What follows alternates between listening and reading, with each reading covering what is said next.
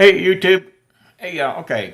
So this is where I try to talk you, the person who is interested in classic camping, into getting a sewing machine.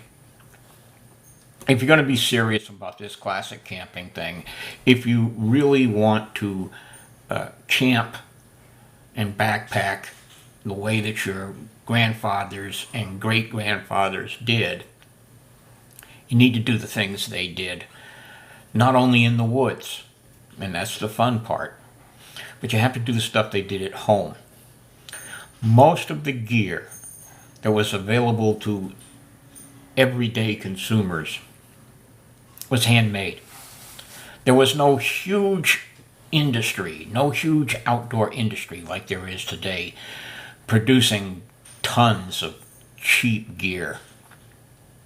What gear that was out there was made catering mostly to the motor camping market, people who were going to go camping in their Model Ts, and to affluent people through outlets like Abercrombie and Fitch and Abercrombie's Camp and Von Langerke and Antoine, which is hard to say. But for the most part, camping gear was made by individuals much in the same way that it had been for centuries before. Part of the whole cool factor of this period is we're starting to work with commercial products that finally were coming out in the market that people could buy. The cheapest camping gear at the time, and the sturdiest camping gear at the time, was military surplus. As a matter of fact, one of my guiding principles is that military surplus, the availability and inexpensiveness and sturdiness of military surplus kind of retarded the growth of the outdoor industry, much in the same way that surplus World War I airplanes retarded the growth of the civilian aviation industry between World War I and World War II, which is the period where we're talking about. You could just as easily go to Bannerman's catalog or to some outfitter in town and buy a used surplus Army canteen for a penny. Then you could go out and buy a brand new one made by Landers, Frary and Clark. If you had the money, you bought the expensive one. If you didn't have the money, you bought the cheap one. Which brings us to the sewing machine. Just about every home in the country at this time had a sewing machine, and somebody who lived there who knew how to use it. This is even more so in the rural areas, farms and ranches especially. And I've said this before, that the farms and ranches of the country would all have some kind of workshop somewhere on the property, in the corner of the barn or a purpose-built shed off to the side that featured woodworking and sewing equipment for heavy gear, like maintaining wagon covers and truck covers. Covered trucks were a rarity. It was a lot cheaper just to buy one with a canvas cover on it. Picking sacks for cotton, picking sacks for other crops. Agricultural canvas was a big business, and you could save some money if you had the gear at your farm or your ranch to repair it. Okay? So here's where I say you should emulate your grandparents or your great-grandparents and prepare a good deal of your camping gear using a sewing machine or hand stitching. Everything I show you that can be done with a sewing machine can be done by hand stitching. But I'll be honest with you, the reason why I like the 20th century for living history, I hate hand stitching. I mean, I really do. I don't like it. It bores me to tears. That's a different story. Let's go show you the sewing machine that I've got and give you some advice on what to get. See you in a few minutes. Okay, so let's go on in here to the sewing room so I can show you the sewing machines. I haven't been doing much sewing for a while. It's going to be good to get back in here.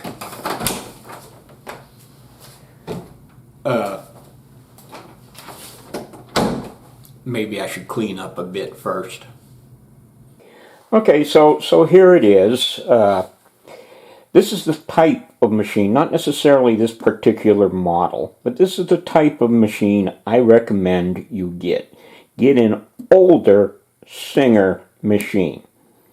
Okay, this is a 1591 that was made in 1953, just a few months after I was born, as a matter of fact. The Model 15 came in a number of different guises, and it's manufactured throughout most of the 20th century. The thing you get when you buy an older Singer machine is you get metal gears, push rods, flywheels, everything is made out of metal. Whereas modern machines today have gears and moving parts made out of different synthetic materials that just don't last as long as the older machines. I bought this for about $100 10 years ago. I took it and I sent it to a shop here in town and spent another $100 getting it refurbished. Okay, so far that means I've paid $20 a month rent on this. And I have made literally tons of my own modern day and classic camping gear. Plus, I had a pretty good business going for a couple years selling reproductions of World War I Red Cross items. I have definitely amortized the cost of this machine. Just get an old Singer. Okay, now on to a real quick project. You've got your sewing machine, I'm going to trust, or I'm just going to show you how simple a couple pieces of gear can be to make with a sewing machine. Because I'll tell you, I'm not much of a sewer, okay? I've been doing it for a good long while, but I have never tried to make any kind of garments or any kind of complicated stuff. Camping gear is easy to sew. 90% of it is 90-degree angles. All you're doing is putting the two pieces together to make a bag, for the most part, whether it's a sleeping bag or a pack or a stuff sack. So the project we've got here today comes from the oilskin tarp that I bought from Tentsmith, and the 3 yards of fabric that I bought from them after I took a look at that. There are some things I want to make. There are 3 things basically I want to make to get ready for my fall camping trip with this oilcloth, and I'm going to show all 3 of them to you. I'm going to show you first is something, I made 2 orders with Tentsmith, and each order included a sample of fabric. Now what I love about this, they're all both about 6 inches square, and they work perfectly for a project I really need. I mean, I really need it, and you need it too. So let me show you what it is.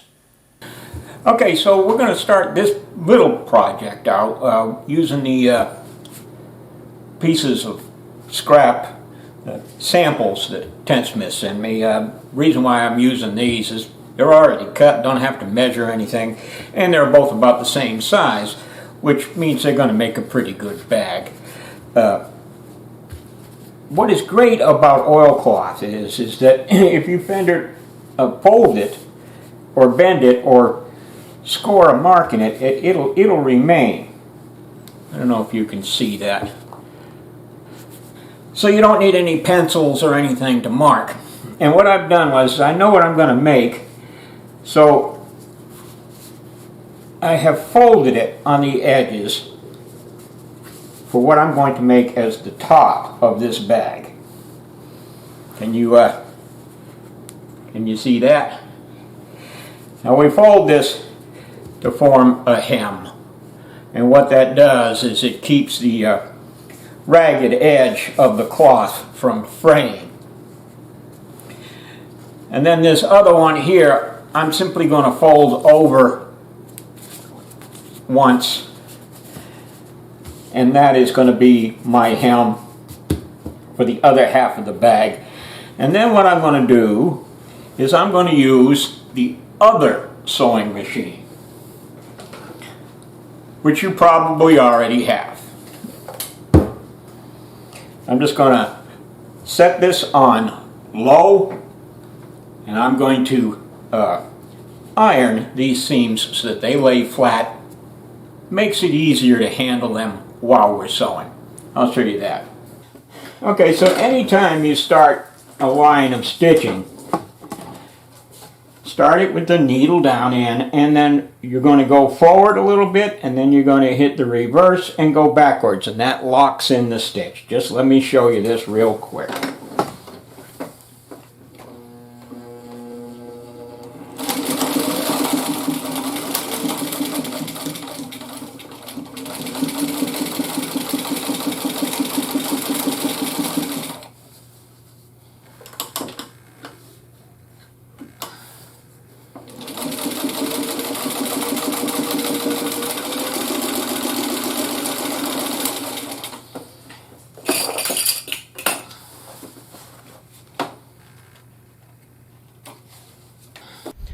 Okay, so now I've finished sewing the hems on this bag, and let's see if you can see that here. It is not a masterpiece.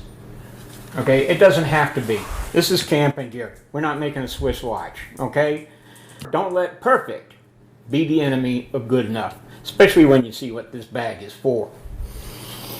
Okay, so now when I put this bag together, I'm going to want it to look something like this. Okay, one piece on top of the other, and I want to be able to fold it over to make a relatively watertight seal. Okay, which means I'm going to sew it from here down, right there where that, I'm going to go across this line of threads here. Okay, now can you see that? Okay. Now, here's the secret to making bags. Everything you do is inside out until you're finished. So what we're going to do is we're going to turn the outside, we're going to put the outsides of both sides of the bag together so that what we're seeing is the inside of the bag. Okay, and then the last thing I want to do is I want to be able to tie this shut after I have rolled it closed. So I've got a piece of herringbone twill tape here. I don't know how long it is. I just unrolled it and cut it because it looked right. Okay, now because this is going to go on the outside of the bag, we need to put it inside the two pieces. Okay, and I'm leaving a little bit stuck out so that when I sew it, this gets captured. Okay, you see how I folded that? Now to make sewing a little bit easier, I'm going to use these little clips I bought to hold it together. You could do this with pins, or you could do it with these black binder clips that you nicked from the office supply at work.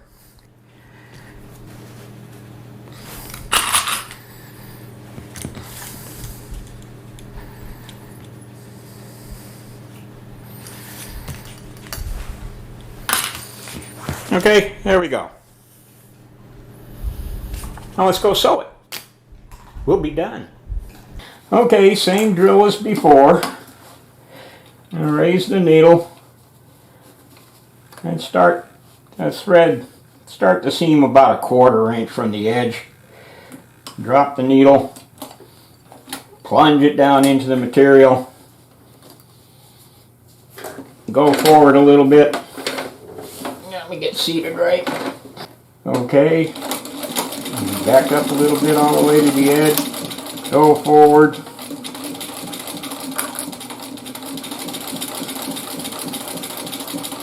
And when you get to a corner,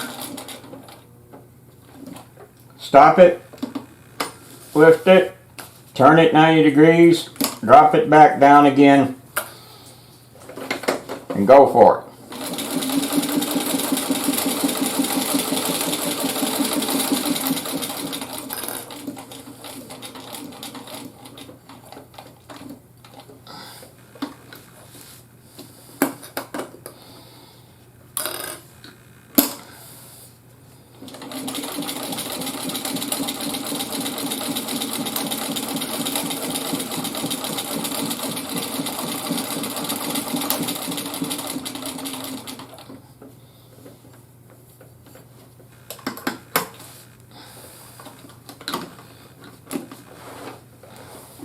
We'll just cut that off and take it in the other room.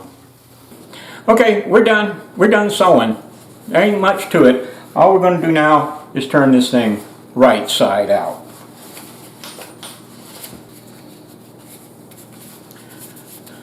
There's our bag. Right there. And now we need to test and see if what I've got planned for this thing will fit in there. This is it. Yes, this is a poo paper wallet. Probably one of the most important pieces of gear you'll own.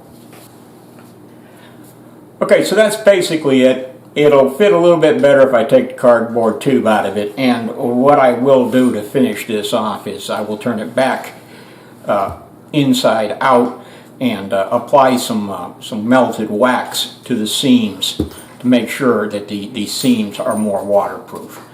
But this is it. This will fit in my pocket. Okay, so there we go. We've made a poo paper wallet. I've said before that I don't want to redo videos that have already been done on YouTube 1,000 times.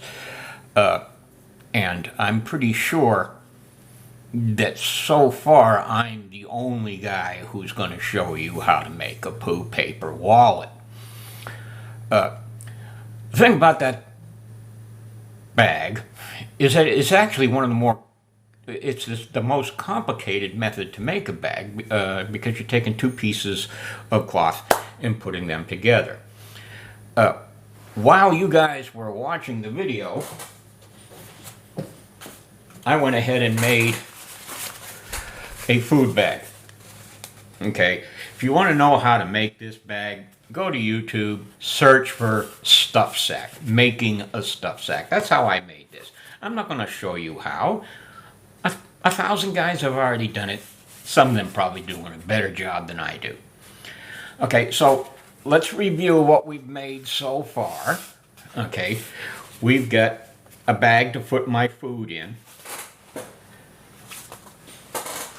We've got some muslin bags that I put my coffee in, and these are not waterproof because I want the coffee to soak into the, you know, making coffee. Put that waterproof, put the coffee in the hot water. All you're going to do is get a nice cup of wax, not so much coffee. You can also use this for tea and any other beverage made through an infusion. We've also got a bunch of waxed bags that we made in the previous video for putting dried foods in. And that takes care of the front end of the system. Take care of the back end. We've got the poo paper wallet. So we've got the food process at the start and at the end.